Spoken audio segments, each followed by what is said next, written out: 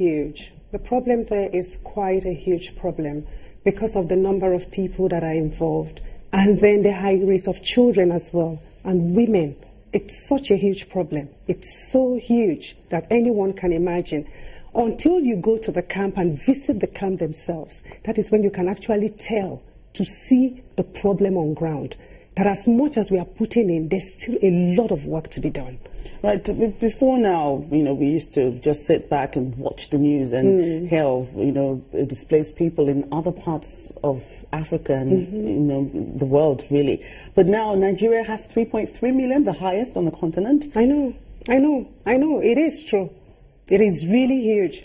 The number of, when you need to be on ground to see what I'm talking about. Until I got on ground with the team of Doctors Health Initiative, that is when it dawned on me as a person to actually say it, that this is for real. It's not just looking at it, watching it on television, hearing about it. When you're on ground, you see the number of people, you ask yourself, where have these people been? How come? What happened? How do you even start with this group? How do you start with them? It's quite a huge number, and something has to be done fast. Right. What is the things that are being done now? We see so many committees visiting the camps, donating food materials, the government to go in there, private initiatives are also visiting the camps. Is this enough? No. Is this what should be done? Are there other things that can be done actually to give succor to these people? Is it just the donation of relief materials that will solve their problems? No, it's not. It's not. There's a lot to actually look into. It's not just giving them food, provide them with clothes. At the end of the day, remember these people have things doing. They have their homes. They have things that they were doing physically on their own to generate fund, to make money, to take care of their families.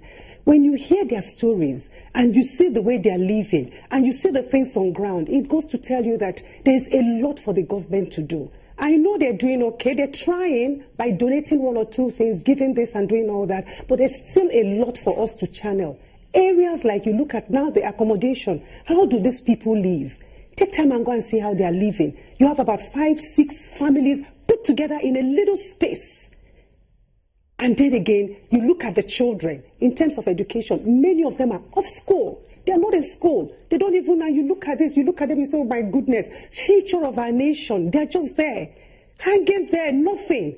And at the end of the day, if we don't want them to go the other way, we need to make sure that we put them on the right track. Mobile schools will help. Do you understand? And then the aspect of the medical as well. You need to be there, Joke. You need to be there to see these people.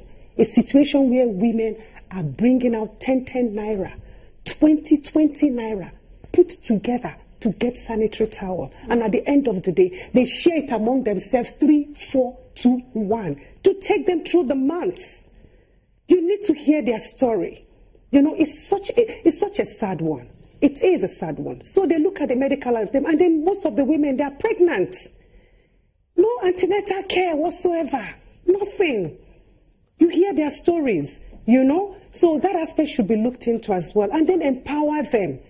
It's not just when they say empowerment. I know the empowerment, when we talk about empowerment, people look at it, oh, teach them how to do this, how to do that. But then again, ask them, what do they want? Majority of them are farmers. They want to go back to their farm. They want to do something with the land.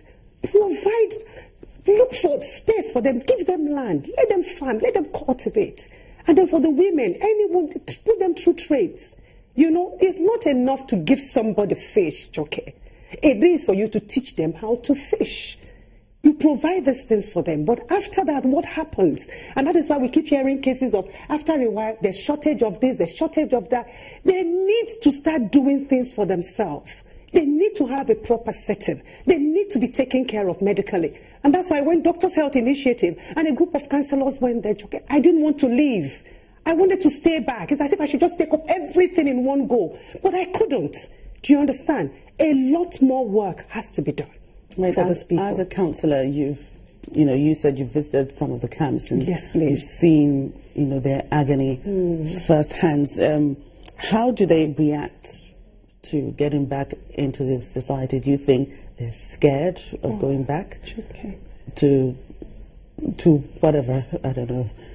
the first to look at it in the first aspect is that they've gone through a lot. The trauma is great. That the common issue that most of them have now is that they can't find sleep anymore. They can't sleep because they've lost it. Do you understand? And then they're going through this. You hear stories of a man that watched his wife and 4 kids went just like that. And then you hear a story of a young girl that is left with 4 children of her uncle's children to take care of. And then you hear issues of women who watch their husband die. Do you understand? So the trauma is a lot.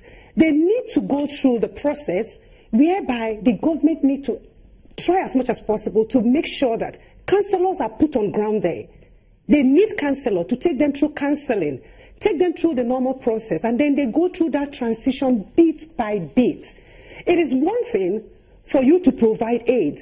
It is another thing for the person that you are giving this help to be in a good frame of mind, a good mindset to receive it. Most of them have this thing at the back of their mind that I am just here temporary. I'm going to leave in no time. But where I'm going, I am not sure. The uncertainty hits them. The fear of the unknown is all over with them. Do you understand? So counseling, they need counseling. That's the only way they can go through it gradually. At the moment now, my dear Joke, they are the edge. They are the edge of the society. They are not even getting close to being into the society because of what they've gone through. All right. Well, such a pathetic situation we have in those camps. We do hope that they do get the help they need as soon as possible. Thank you so much for being a part of the program, Harriet Obogini. I hope I got that. Yes, you did. And thank you for having me. Right. Thank you so much. When the program returns,